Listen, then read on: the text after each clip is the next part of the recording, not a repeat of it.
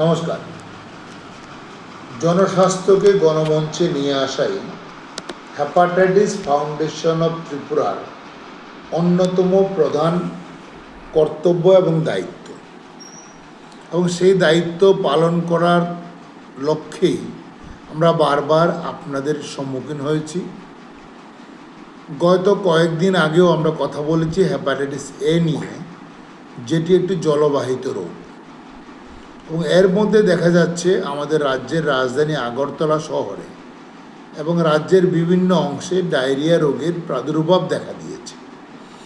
সেটিও জলবাহিত এবং অনেক সময়ই কোনো না কোনো খাদ্যের কারণে হচ্ছে, অথবা বিশুদ্ধ জলের অভাবে সেটা হচ্ছে। এবং আমরা নিঃসন্দেহে এই সময়ে যখন গরম খুব হঠাৎ করে বাড়ছে, এই সময় আমাদের সাবধানতা, বিশেষ করে জলবাহিত রোগ থেকে নিজেদের রক্ষা করার জন্য সাবধান হওয়া অত্যন্ত দরকার।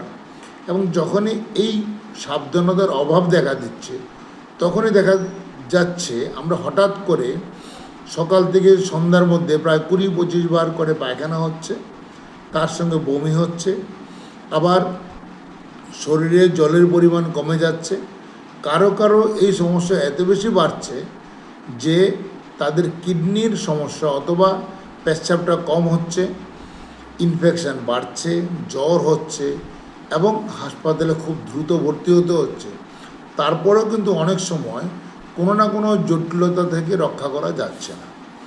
অতএব এই সময় আমাদের অত্যন্ত পবিত্র কর্তব্য আপনাদের সকলের সঙ্গে আলোচনায় বসা, যে আমরা কিভাবে এই সমস্যা থেকে উত্তরিত হব। প্রথমত, যেহেতু জলবাহিত রোগ, জল গ্রহণের ক্ষেত্রে আমাদের সাবধানতা অবলম্বন করতে হবে। সবচেয়ে ভালো যেটা আমরা অনেক বছর ধরে বলে আসছি, যে জলটাকে সেদ্ধ করে খাবেন, সেদ্ধ করে ঠান্ডা করে আপনি খেতে পারেন, তাহলে অনেক জীবাণুই থাকবে না, বা প্রায় কোনো জীবাণু, সেটা ব্যাকটেরিয়া হোক, ভাইরাস হোক বা অন্যান্য যে কোনো জীবাণু, সেটা থাকবে না জলে। সেটা যদি না হয়, পরিশোধিত জল ব্যবহার করবেন, সেটা ভালো। যেটা অ্যাভয়েড করতে হবে, যেটাকে বর্জন করতে হবে, রাস্তার পাশে দাঁড়িয়ে কোনো খাবার গ্রহণ করবেন না, অথবা বাইরের খাবারের যে গুণমান সেটা জেনে নেবেন। এবং যারা খাদ্য সরবরাহ করেন তাদের কাছে আমার অনুরোধ থাকবে, জল যেটা আপনারা ব্যবহার করেন সেটা যাতে পরিশোধিত জল হয়।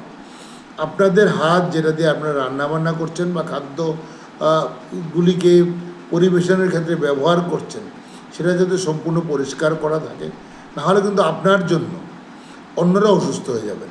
আমরা একটা কথা প্রায়ই বলি, লেট দাই নো হার্ম। আমরা যাতে অন্যদের ক্ষতি করতে না করি।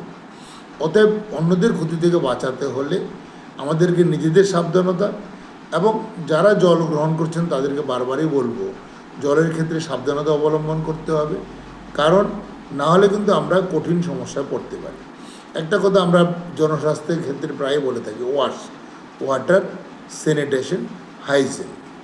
এই তিনটি শব্দকে মাথার মধ্যে ঢুকিয়ে নিতে হবে। জলপানের ক্ষেত্রে যেমন সাবধানতা থাকতে হবে, স্যানিটেশনের ক্ষেত্রে অত্যন্ত ভালোভাবে সাবধানতা অবলম্বন করা দরকার।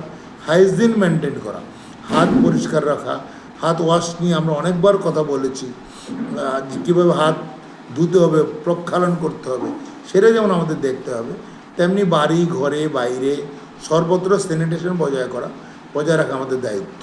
সেক্ষেত্রে অন্য যারা এর সঙ্গে যুক্ত আছেন, সরকার বা বেসরকারি সংগঠন বা সংস্থা, বা যে কোনো যারা ওষুধ সরবরাহ করেন, জল সরবরাহ করেন, তাদের সকলের কাছে অনুরোধ, এই সময়টা আমাদের জন্য কঠিন সময়। একবার 2004 সালে আমরা খুব একটা কঠিন সমস্যার মধ্যে পড়েছিলাম। আমাদের সারা রাজ্য, বিশেষ করে কিছু কিছু অঞ্চলে এই ডায়রিয়ার প্রাদুর্ভাব প্রচণ্ড বেশিভাবে দেখা দিয়েছিল। এখন যাতে আমরা সেই সমস্যা আবার না পড়ি, আমাদের খেয়াল রাখতে হবে। আপনারা সবাই ভালো থাকবেন, সুস্থ থাকবেন।